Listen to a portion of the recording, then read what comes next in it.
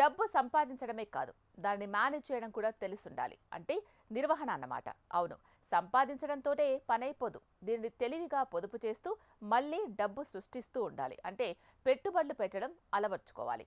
చాలా మంది దీని గురించి పెద్దగా ఆలోచించరు. పెట్టుబడుల విషయానికి వస్తే స్టాక్ మార్కెట్లు, మ్యూచువల్ ఫండ్స్, బంగారం ఇలా చాలానే ఉన్నాయి. అయితే వీటిల్లో కాస్త రిస్క్ ఉంటుంది.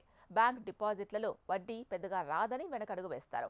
ఇక ఎలాంటి రిస్క్ లేని పెట్టుబడుల విషయానికి వస్తే కేంద్ర ప్రభుత్వ పథకాలు అందుబాటులో ఉన్నాయి. వీటినే పోస్ట్ ఆఫీస్ పథకాలు అంటారు.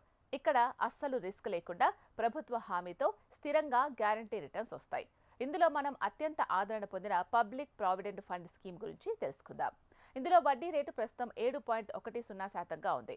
వడ్డీ తక్కువే అయినప్పటికీ దీర్ఘకాలంలో దీంట్లో అన్నిటికంటే ఎక్కువ బెనిఫిట్స్ ఉంటాయి. ఆర్థిక సంవత్సరంలో కనీసం 500 నుంచి ఇన్వెస్ట్ చేయొచ్చు. గరిష్ట పెట్టుబడి 1.5 లక్షలుగా ఉంది.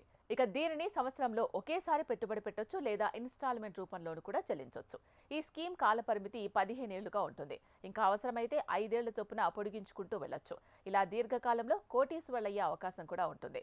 పీపీఎఫ్ వడ్డీని ప్రతి నెల 5వ తేదీ నుంచి నెలాఖరు వరకు ఉన్న కనిష్ట బ్యాలెన్స్ పైన లెక్కిస్తారు. మీరు ఏదైనా నెలలో 5వ తేదీ లోపు మీ పీపీఎఫ్ ఖాతాలో డబ్బు డిపాజిట్ చేస్తే ఆ నెల మొత్తం వడ్డీ మీకు లభిస్తుంది.